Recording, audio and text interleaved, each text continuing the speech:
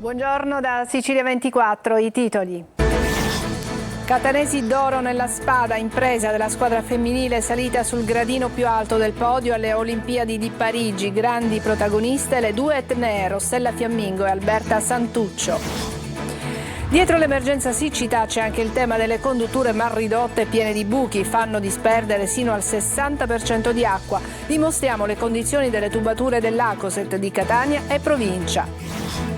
Ad Agrigento si aggrava la carenza idrica e i cittadini sono pronti a scendere nuovamente in strada.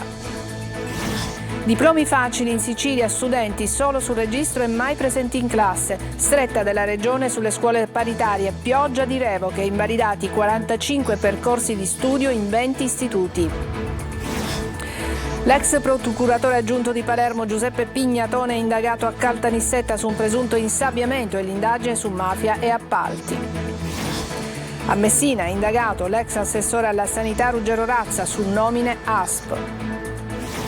Rifiuti, stop ai doppi turni di raccolta ed emergenza ormai estrema a Palermo. I cittadini siamo stanchi, ma la colpa è di tutti.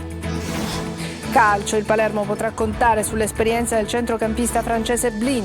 Cessioni sul taccuino del direttore sportivo del Catania. A Messina si va verso una proroga dei termini per la cessione del club.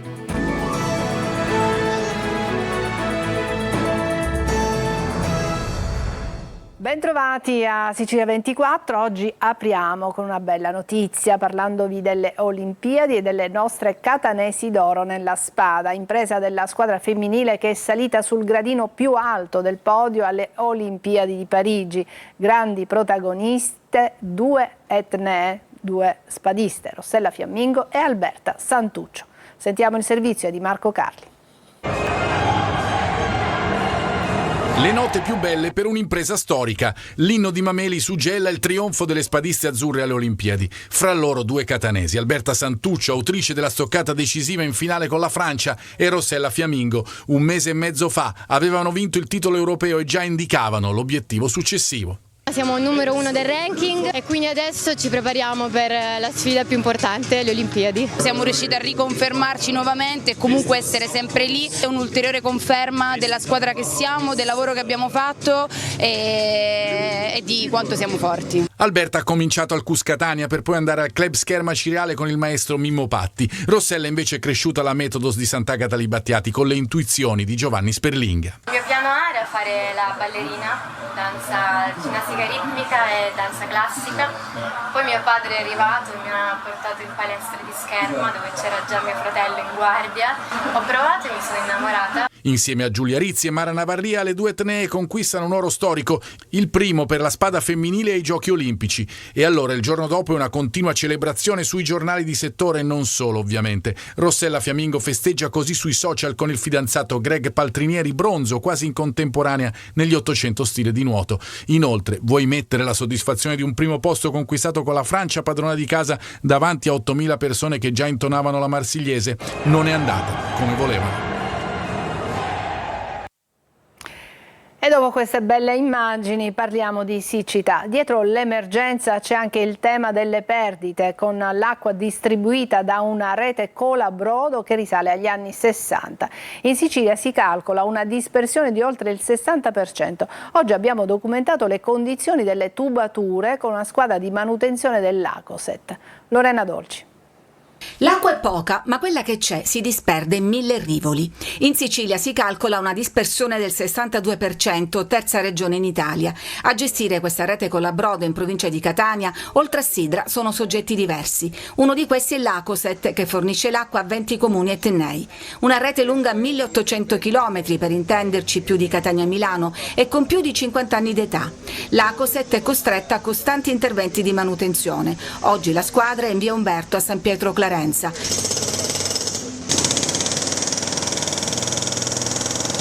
La squadra dell'Acoset adesso ha portato alla luce questo pezzo di capillare, si chiama così la parte terminale dell'acquedotto. A che epoca risalgono questi tubi? Siamo intorno al 1960 circa, ce lo diceva un signore che abita qui da tanti anni, ci diceva che lui l'acqua l'ha avuto dal 60 in poi. Guardate in che condizioni spesso si trovano i tubi, sono completamente arrugginiti, guardate, ci sono i buchi, immaginate che perdita c'è, e questo è invece il diametro di un tubo all'interno completamente arrugginito. Le tubazioni sono ormai al tracollo, non ce la fanno più perché ripariamo in un posto e si buca in un altro. Questo parla più di 1000 parole, nel senso che è un ramo secco e quindi i nostri capillari sono rami secchi, e questo ce la dice lunga sul fatto che bisogna investire subito interventi di risistemazione strutturale per passare dai rami secchi alle condutture. Evitare le perdite o perlomeno ridurle sono state le prime parole di Fabio Ciciliano, neocapo della Protezione Civile alle prese con l'emergenza siccità.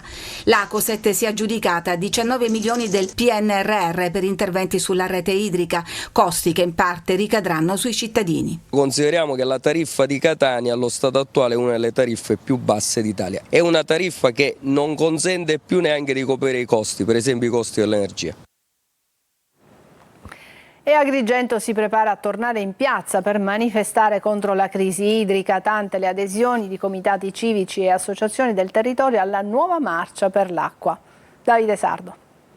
Venerdì 2 agosto alle 18 il raduno è a Piazza Cavour per andare verso la prefettura e lì consegnare al prefetto un semplice foglio dove ci sono 6 punti nei quali chiediamo che si intervenga con celerità perché arrivi l'acqua a tutti, con equanimità e senza turni troppo lunghi. Agrigento è prossima ad una nuova e imponente marcia per l'acqua dopo la prima manifestazione dello scorso 1 giugno con la presenza in strada di un migliaio di persone.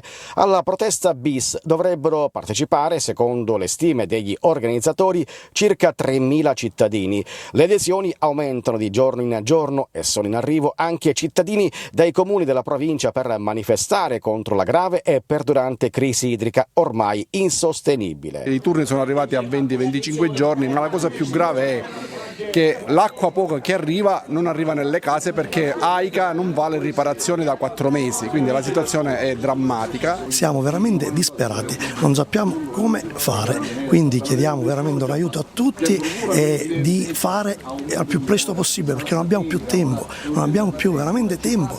E nel frattempo la crisi non si è per nulla attenuata, anzi è peggiorata. Tra guasti e rotture l'acqua scarseggia e manca in case, uffici e all'ospedale San Giovanni di Dio a causa di un guasto alla condotta del Voltano che ha chiuso il rubinetto anche a quartieri popolosi come Fontanelle. E abbiamo visto come le condizioni delle tubature molto vecchie, ve le abbiamo pure mostrate. Sulla crisi idrica sono tantissime le richieste che le associazioni fanno al governo regionale per fronteggiare questa emergenza e una su tutte è proprio l'ammodernamento della rete. Sentiamo Marco Gullà. Dall'ammodernamento della rete idrica alla gestione pubblica dell'acqua, improntandola a diversi e migliori criteri di efficienza, trasparenza, legalità e equità. Sono alcune delle richieste che le associazioni come Legambiente rivolgono al governo regionale sul tema della siccità. Sempre sulla crisi idrica, Legambiente sottolinea: chiediamo l'assoluta trasparenza ed efficienza al servizio sostitutivo mediante autobotti, eliminando ogni ipotesi di favoritismo e garantendo priorità alle utenze deboli. Richieste che hanno fatto anche gli agricoltori della Coldiretti in presidio fino ieri a Piazza Indipendenza a Palermo. Le risposte del governo regionale in questo caso sono state esaustive e infatti gli agricoltori hanno poi smobilitato. Abbiamo ottenuto il decreto che permetterà agli agricoltori di affiancare i commissari dei consorzi di bonifica, recita una nota appunto della Coldiretti, un supporto indispensabile soprattutto in questo momento di estrema emergenza in attesa della legge di riforma. La Coldiretti poi prosegue: si tratta di una novità assoluta perché gli agricoltori avranno un parere vincolante nel programma delle opere e degli investimenti nella gestione della risorsa idrica assegnata al consorzio per fronteggiare l'emergenza. Caccia ai diplomifici delle scuole paritarie siciliane. Sono stati scoperti 40 corsi irregolari su 45 in 20 istituti. La Gilda Insegnanti afferma: siamo stati costretti a convalidare la presenza di alunni mai visti. Giuseppe Azzara. Studenti solo sui registri e mai presenti in classe. Lezioni frontali a 4 alunni, anche se poi in 20 si presentavano agli esami finali di maturità. Benvenuti nei diplomifici siciliani delle scuole paritarie. Nella forma tutto in regola. L'agognato pezzo di carta, il diploma era garantito previo rette salate. I numeri sono desolanti. Su 20 istituti passati al setaccio, scoperti 40 corsi farlocchi su 45. Per 4 di questi è stato già tolto l'accreditamento. Gli ispettori dell'ufficio regionale scolastico, su input dell'assessorato regionale all'istruzione, da mesi si erano messi a caccia di quelle false scuole che prendevano anche contributi statali e comunali. Gli ispettori così ne hanno scoperte 13, tra le più gettonate: il Platone, Pitagora, Newton, Dante Alighieri, Trinacria, Michelangelo, Santa Lucia, Quasimodo, Rita Levi Montalcini, Carducci, Volta, Majorana e Format. Quanto rilevato sembra che sia ancora la punta dell'iceberg. E le irregolarità a noi arrivate, pervenute da tanti colleghi che negli anni ci hanno fatto le segnalazioni, sono diverse e di molto gravi. Obbligatorietà da parte dei docenti, erano costretti sostanzialmente a convalidare le presenze anche a gente che non hanno mai visto. Le ispezioni non sono terminate, pronte altre 20 revoche e 10 provvedimenti ancora in esame. L'ex procuratore aggiunto di Palermo, poi procuratore a Reggio Calabria a Roma, Giuseppe Pignatone, è indagato a Caltanissetta nell'ambito dell'inchiesta sul presunto insabbiamento e l'indagine su mafia appalti del 1992. Oltre al magistrato che adesso presiede il Tribunale di Città del Vaticano, sono indagati per favoreggiamento alla mafia anche l'ex sostituto procuratore a Palermo Gioacchino Natoli e il generale della Guardia di Finanza Stefano Screpanti. E oltre a Pignatone c'è anche Ruggero Razza ad essere indagato. L'ex assessore alla sanità è indagato nell'ambito dell'inchiesta sulle nomine all'ASP di Messina. Francesco Triolo. L'ex assessore regionale alla sanità Ruggero Razza finisce nell'indagine sull'attività dell'ASP di Messina e le pressioni politiche. Razza risulta indagato per induzione indebita a dare o promettere utilità per un fatto specifico. La notizia esce fuori dal nuovo atto di conclusione delle indagini preliminari notificato a 5 indagati, firmato dalla PM Roberta Laspema e controfirmato dal procuratore vicario Rosa Raffa. Un atto diverso rispetto a quello notificato dalla procura a gennaio di quest'anno, che invece prevedeva 10 indagati. Per gli altri 5 indagati coinvolti a gennaio e non ricompresi in questo nuovo atto si è proceduto allo stralcio, probabilmente per l'archiviazione della posizione. Razza rientrerebbe nella storia di nomine all'ASP che risalgono al 2021. Secondo l'ipotesi di reato avrebbe, abusando della sua qualità di assessore regionale alla sanità, attraverso la nomina di Bernardo Alagna commissario straordinario dell'ASP 5 di Messina, all'epoca direttore generale facente funzioni, indotto quest'ultimo a promettergli indebitamente l'utilità consistente nella nomina di Domenico Sindoni quale direttore sanitario dell'ASP 5. Oltre a Razza sono indagati in questo nuovo atto lo stesso ex commissario dell'ASP Bernardo Alagna per l'ipotesi di corruzione, che si dimise subito dopo la notizia dell'inchiesta, il parlamentare barcellonese di Forza Italia Tommaso Calderone e il suo segretario particolare Alessio Arlotta, i quali in relazione ad Alagna sarebbero, secondo l'accusa, i cosiddetti corruttori. Bancarotta fraudolenta a Catania. La Guardia di Finanza ha sequestrato un'azienda del caffè. Denunciate 5 persone, avevano dilapidato il patrimonio della società non pagando i debiti. È stata approvata ieri sera all'ARS la manovrina estiva da 160 milioni di euro destinati al contrasto della siccità, alle infrastrutture e al sostegno degli enti locali. Più di 1 milione ad Acireale, il sindaco Barbagallo dice, serviranno per il sostegno alle famiglie e per interventi strutturali. Giusy Lazzara. L'ARS approva la manovrina estiva dopo ore di trattative solo in tarda serata di ieri. 160 milioni di euro destinati al contrasto alla siccità, alle infrastrutture e al sostegno agli enti locali. Una manovra condivisa da tutte le forze politiche, dice il presidente dell'ARS Galvagno. 38 i voti favorevoli, 21 quelli contrari. Tra i tanti interventi anche 23,5 milioni di euro per i comuni in difficoltà finanziaria. Fra questi 1 milione ad hoc per Palermo, Catania e Messina. Più di 1 milione stanziati per il comune di Acireale. Sì, oltre €1 milione, un segnale importante da parte dell'Assemblea che all'interno della manovra ha voluto riconoscere un po' a tutti i comuni, i territori della regione delle risorse per delle progettualità che i comuni hanno comunque presentato, quindi anche Acireale ha avuto delle somme, dei finanziamenti utili a perseguire delle finalità in termini di progettualità e di servizi per il nostro territorio. Fra gli altri interventi la stabilizzazione degli ASU e i risarcimenti per i danni subiti dai pescatori nel 2022. Ci fermiamo, c'è una pausa per la pubblicità, tra poco.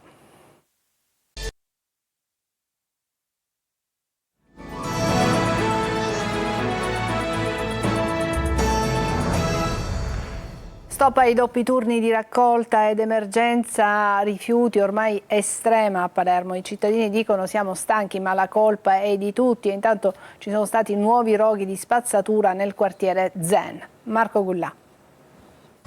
Roghi, spazzatura, disagi, le keywords dell'emergenza a Palermo. Nonostante il contributo della Regione Sicilia per fronteggiare la crisi della spazzatura, in città la situazione è analoga a quella delle settimane addietro. La RAP arranca tra polemiche e mancati accordi, come quello per i doppi turni con i sindacati che hanno detto no allo straordinario. L'unica operazione in grado di consentire una svolta per i sindacati è l'assunzione di autisti e operai, ma ciò non potrà avvenire sin da subito ed ecco quindi che l'emergenza è a livelli estremi. Qui siamo nel quartiere Bonagia, periferia di Palermo, guardate i rifiuti come invadono la carreggiata e il marciapiede, non si può addirittura nemmeno passare. È una situazione che non si può risolvere perché anche la maggior parte della colpa è della popolazione, che siamo incivili anche noi stessi.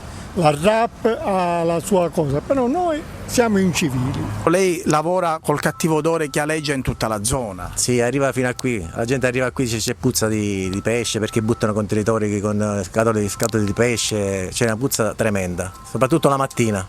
E in effetti sembra quasi il gioco dell'oca, nessuna soluzione per ripulire la città. Un'estate caldissima con i rifiuti sempre in copertina. La città di Catania invece è ancora alle prese con la cenere vulcanica in strade e marciapiedi, con il piano di pulizia meccanizzata che è stato prolungato fino al 3 agosto. Di questo e degli obiettivi sulla raccolta differenziata in città si parlerà nella puntata di oggi di Sicilia 24 Focus alle 14:30 su Telecolor. Ospite di Roberta Lunghi, il neo assessore all'ecologia del Comune di Catania, Massimo Pesce. Potrete inviare le vostre domande alla linea WhatsApp 342 7455 005. Ancora una pausa e poi il calcio.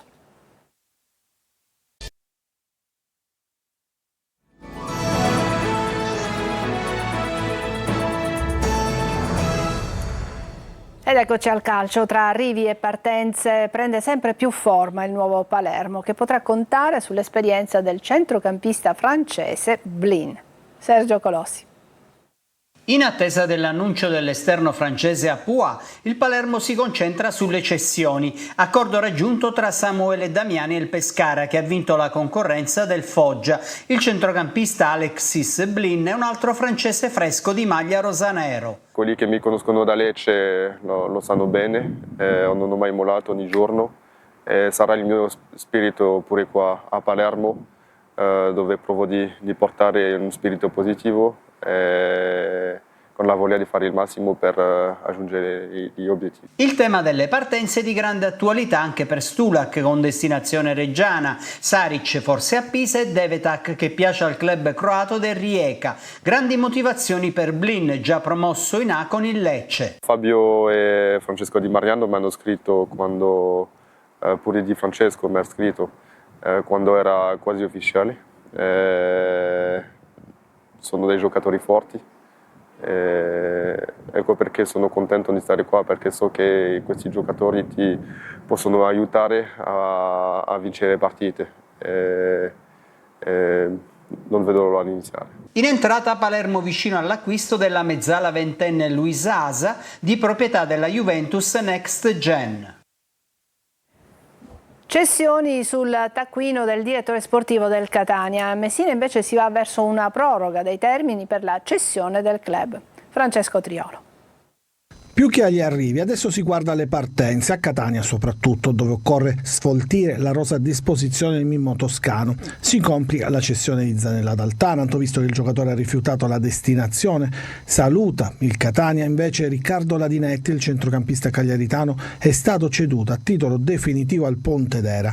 I prossimi a partire potrebbero essere il mediano Welbeck e l'attaccante Costantino, entrambi fuori dal progetto tecnico.